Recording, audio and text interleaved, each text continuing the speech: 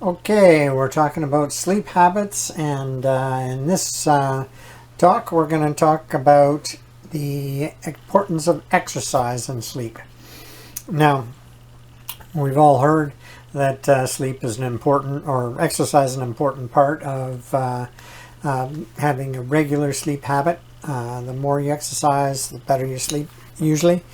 And I think there's some truth to that. I've read a few studies that indicate that if you exercise for half an hour during the day, you'll sleep an extra 15 minutes. So that seems like a little bit of a counterintuitive thing, but the overall sleep quality you have after you exercise goes up, not just the duration. So it is a good thing, even though sometimes the studies seem a little strange. But anyway, so exercise. Why is it so good to have a good exercise habit for sleep? So what does exercise do to improve sleep? All right, it does several things. It reduces your cortisol, and that cortisol is that flight or fight, that anxious feeling, that get up to go, that feeling that you have to do things. That's cortisol.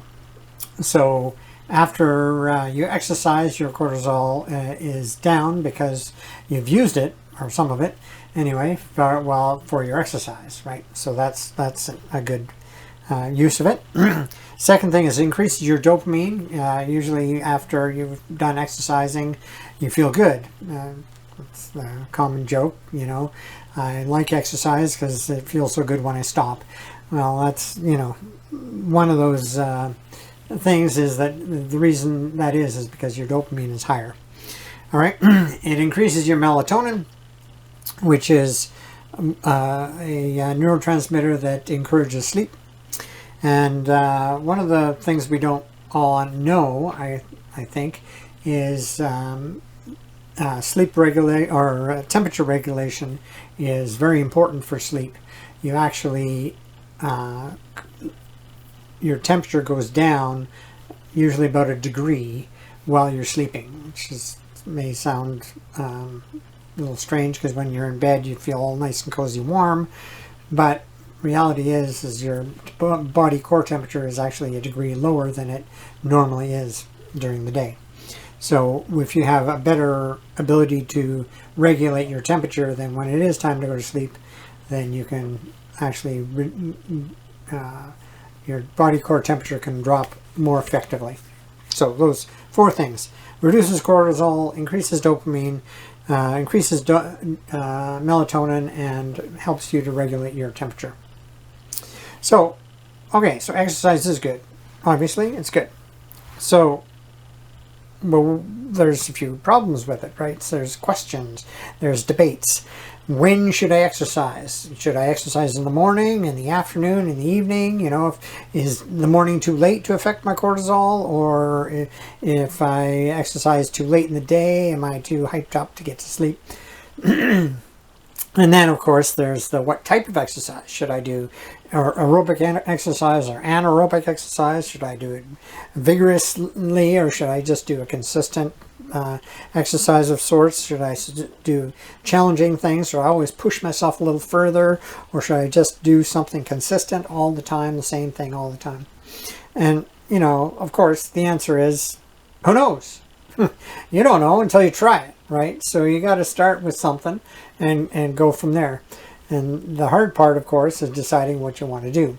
So what is it you've always wanted to do? I like to run. I've always thought I'd like to run, but I often felt that I couldn't run because my knees were giving me problems. I didn't stretch properly. I get sore regularly when I started to run. And so there's a few things you can do if you get into an exercise. If you want to get into an exercise you don't know much about or you feel you can't do. So the first thing, of course, is to take a class, which is what I did when I started my latest running program. I took a class. My wife signed me up for this class. It was something we were going to do together. My wife and my oldest daughter and me were all in this class. And lo and behold, my wife doesn't run regularly, but I do. So she figured it was something we are going to do together, but eventually I guess it ended up that I'm the one that's running and she's doing yoga and all those other things she likes to do. Anyway, that's beside the point. The point is I took a class and I learned how to stretch, how to build up my knee muscles or my ligaments in my knees, all those different things so that I could run. You may not want to run. You might want to do some weightlifting or something. Fine. But if you don't know anything about it, you go out and you stress your muscles, you may do yourself some damage. So if you don't know much about it, take a class first. Start out, get some information about it, and then go from there. So that's the first thing. Take a class. Second thing, start small. Don't go crazy. Just do a little bit at a time. That's what we're all about here, is we're developing small, tiny little habits. So if you're going to do weightlifting or calisthenics or whatever, then start small. Start with 2 push-ups or 1 push-up or whatever it is that you're going to do with your calisthenics.